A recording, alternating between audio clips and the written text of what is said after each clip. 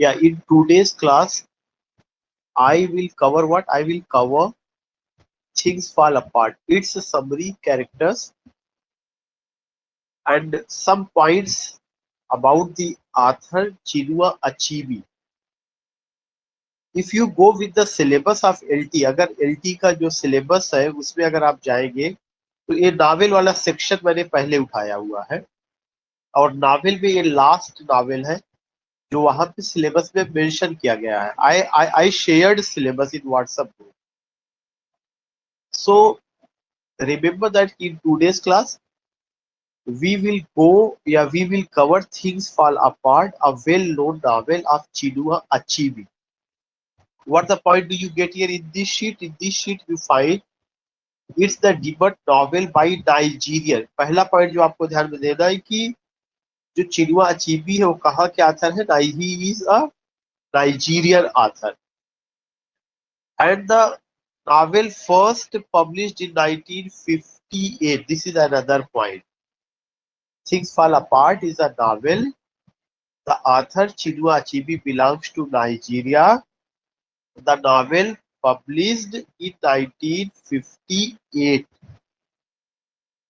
Second is Second point is very important. In this novel, what do you find? In this novel you find कि it depicts pre-colonial life in the southern part of Nigeria. Pre-colonial life. It depicts pre-colonial life. What do you mean by pre-colonial life? It means that Western या European countries, जो भी European countries थी before occupying European countries in Nigeria, before their occupation, what was the culture of Nigeria? What was the economic and social status of Nigeria? उसको लेकर के बात किया गया है. तो यहाँ पर आप क्या देखेंगे? You will come to know about folk culture, folk tradition, that is known as what? Pre-occupied, pre-colonial life. उसके बाद वहां की कल्चर में जो ट्रांसफॉर्मेशन है कोलोनियल इरा में, उसको दिखाया जाएगा. तो we come to know what? We come to know कि जो थिंग्स फॉल अपार्ट जो नॉवेल है, this novel is highly significant, this novel is very important. And in this novel, what do we find? In this novel, we find or we see that the novel tells about pre-colonial life in the southeastern part of Nigeria. और इसके अलावा क्या दिखाता? And the arrival of Europeans during the late 19th century. This arrival of Europeans will be known या you can say कि arrival of European means colonial period. Before their arrival, what do you find? Pre-colonial life. So वहां का जो Nigeria का original culture है, जो pure culture है, जिसे आप फॉक कल्चर कह सकते हैं, फॉक ट्रेडिशन कह सकते हैं, वहां की मिट्टी से उपजी हुई जो संस्कृति है, उसकी जो खुशबू है, उसको दिखाया गया. प्लस यूरोपियन कंट्रीज के आने के बाद जो ट्रांसफॉर्मेशन हुआ, जो बदलाव हुआ है, उसको दिखाया गया. ये घटना कब होता है? 19th सेंचुरी में. सो in the very first page you are getting here कि Chinua Achebe belongs to Nigeria, a country of South Africa. Then you come to know we are studying the novel Things Fall Apart. That's a well-known novel. It published in 1958. What do you find in the novel? You find tradition. What do you find? You find tradition. You find culture. आप इस novel में क्या पाते हैं? You find tradition. You find culture and the changes in culture. What culture? What tradition you find? you find pre-colonial life, pre-colonial culture of Nigeria after the advent European countries के आने के बाद, the transformation which you see, the transformation which you find, you come to know about that transformation. So it happens in 19th century. Transformation किसमें आप देखते हैं? You see that transformation in culture and tradition of Nigerian people. जैसे भारत में colonial India और pre colonial India, दूसरा point है, it is seen as the archetypal modern African novel. It's a very important point. ये जो है ये क्रिटिसिज्म का पार्ट है. इसमें कौन सा क्रिटिसिज्म अप्लाई किया जाता? Type criticism. तो इसमें क्या दिखाया गया है कि it is seen as the archetypal modern African novel in English and one of the first to receive global critical acclaim. Africa का ये पहला, नाइजीरिया का ये पहला नॉवेल रहा है जिसे ग्लोबल एक्लेम मिला. ग्लोबल एक्लेम का मतलब क्या मिला? पूरे विश्व में प्रशंसा की प्राप्ति हुई, प्रसिद्धि की प्राप्ति हुई. So it is seen as the archetypal modern African novel in English and one of the first to receive global critical acclaim. लेकिन नॉवेल में जो क्रिटिसिज्म हम अप्लाई करेंगे वो कौन सा होगा? Archetypal criticism. What is archetypal criticism? It's a type of criticism in which you come to know about culture, tradition, but the culture and tradition which is depicted, narrated or shown, it is rooted in the tradition of that nation,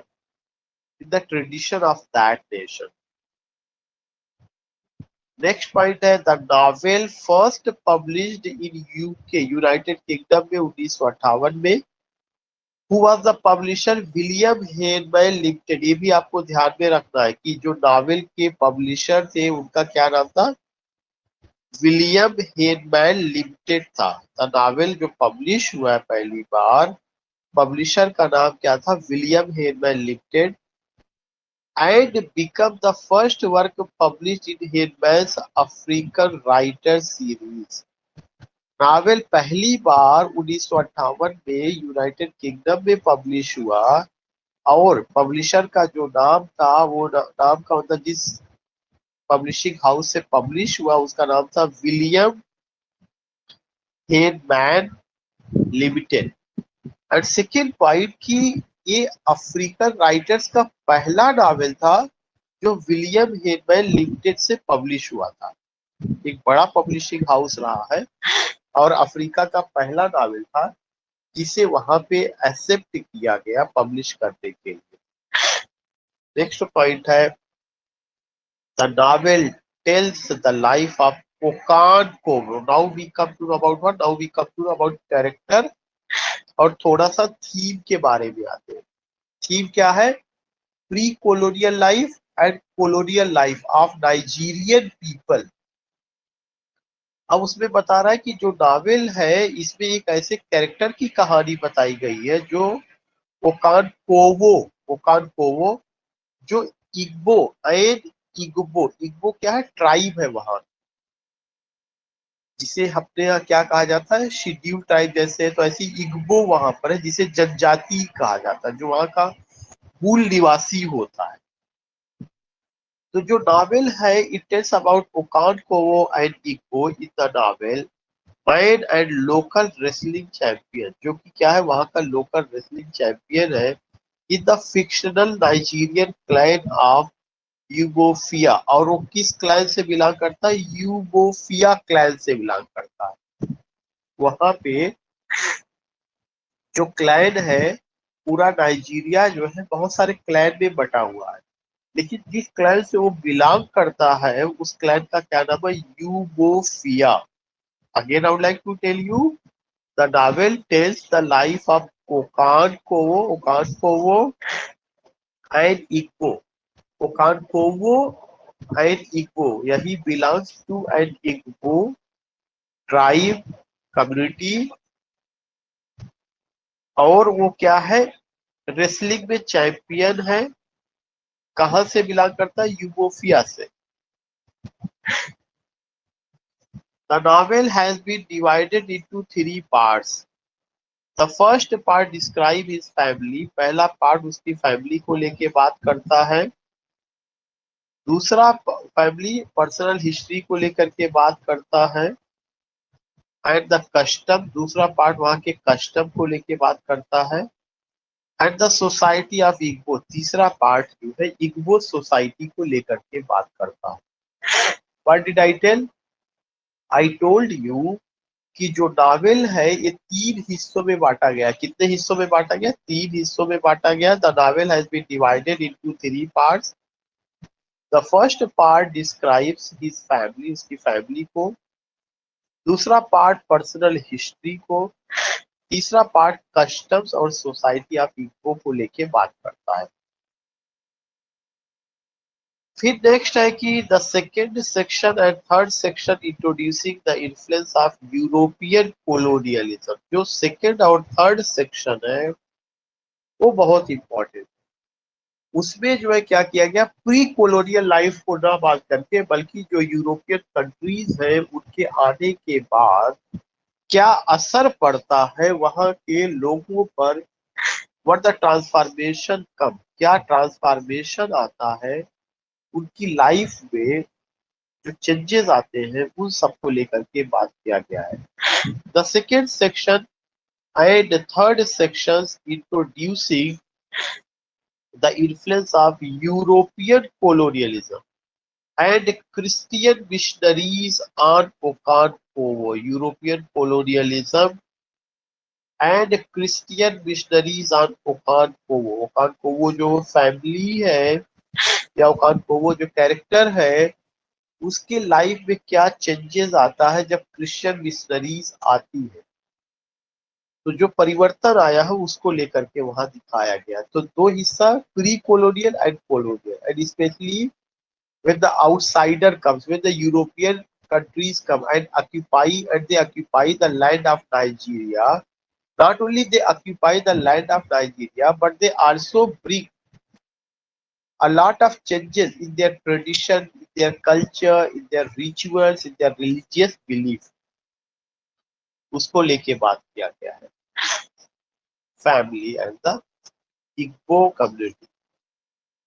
ये तो हम लोगों ने अभी तक जो cover किया, किसको लेकर के बात किया गया, we came to know about the novel, we came to know about the Igbo family, we came to know about Okonkwo, we came to know about pre colonial life और कोलोनियल लाइफ, दोनों को लेकर। अब हम लोग novel के characters को लेकर के एक डिटेल में बात करेंगे। नॉवेल में एक कैरेक्टर है ओकानकोवो जो कि प्रोटैगनिस्ट है, सेंट्रल कैरेक्टर है।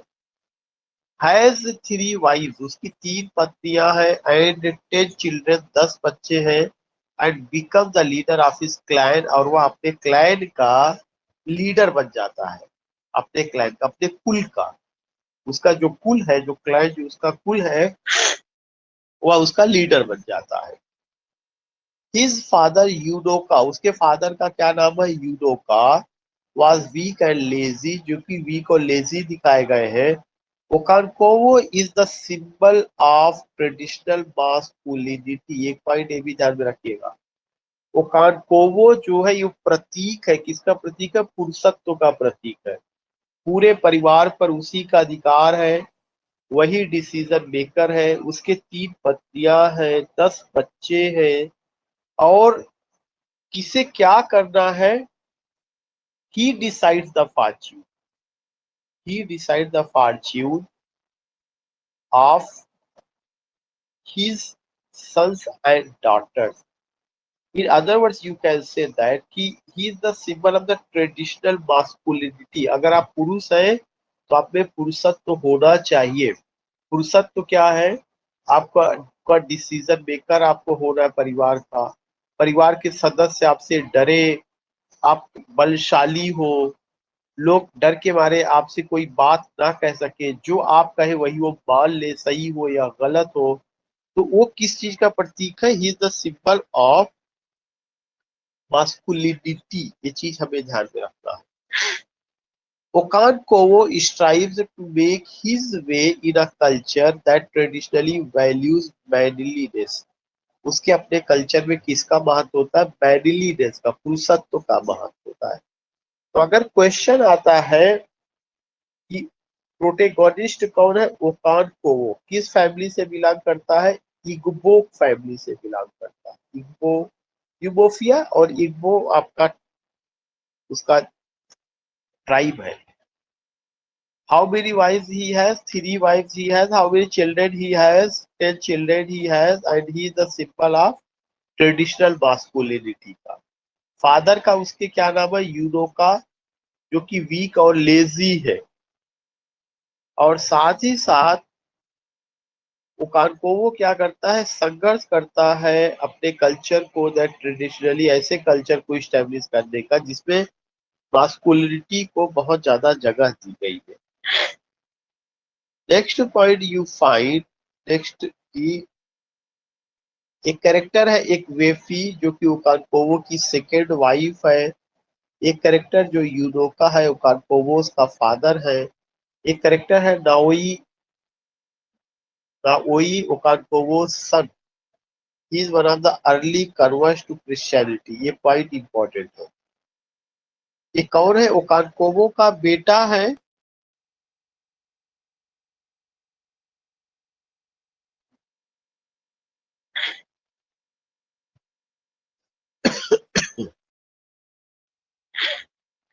So you see what you see work की नाओई जो है ओकानकोवो का बेटा है। He is one of the early converts, और पहला वो है जो क्रिश्चियनिटी को एक्सेप्ट करता है। He is one of the early converts to Christianity. Next character है इकेबी फ्यूडा। इकेबी फ्यूडा क्या है? Is a boy from the Mbaino tribe. Ikemefuna एक जो है मबाइनो ट्राइब से है। एक कैरेक्टर है इजिमा, ओकानकोवो फेवरेट डॉटर। ये क्वेश्चन पूछा जा चुका है। ओकानकोवो की जो फेवरेट डॉटर है उसका क्या नाम है? इजिमा। एक कैरेक्टर है Obierika, Okonkwo best friend है फ्रॉम यूमोफिया। नेक्स्ट कैरेक्टर है Ogbuefi Ezeudu, one of the leaders of Umuofia. ये भी यूमोफिया का एक लीडर है।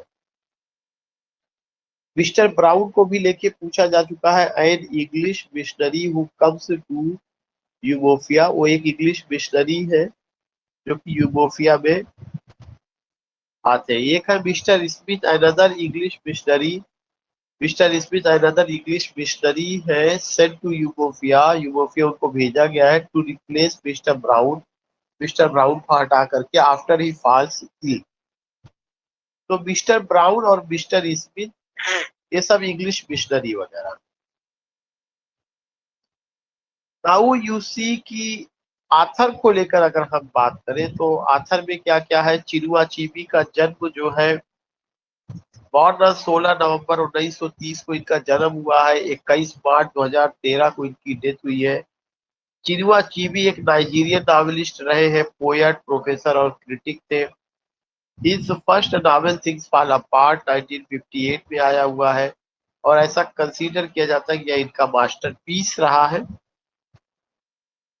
इनका जो जन्म हुआ था, बॉर्न ओगिडी, ब्रिटिश नाइजीरिया में, डाइड बोस्टन मैसाचुसेट्स में, यूएस में, रेस्टिंग प्लेस ओगिडी, अनाम्बरा, नाइजीरिया में दफनाया गया है। नेशनलिटी इग्बो ऑफ नाइजीरिया रहा है।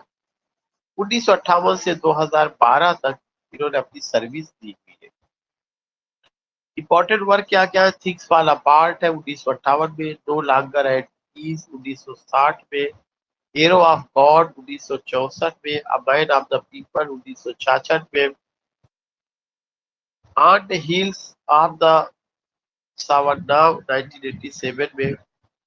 नोटेबल अवार्ड्स क्या क्या मिला है? Nigerian National Order of Merit award 1979 में, सेंट लुइस लिटरेरी अवार्ड 1999 में, the Dorothy and Lillian Gish prize 2010 में, राइटर एंड टीचर कहाँ पे रहे हैं? ये David and Mariana Fischer University में। Professor and professor of African studies Brown University 2009 से 2013। Charles P Stevenson professor of languages and literature Bard College 1990 से 2008। उनका जो लेक्चर्स एक बहुत important and image of Africa racism in contract art of talking. तो इनकी life पर बहुत ज्यादा आपको नहीं जाना है, तो सबसे ज्यादा आपको कवर करना है वो क्या चीज कवर करना है? वो आपको कवर करना है इनके वर्क को, चूंकि एलटी में इनके वर्क को लेकर के काफी ज्यादा बात होती है। तो इतना मैंने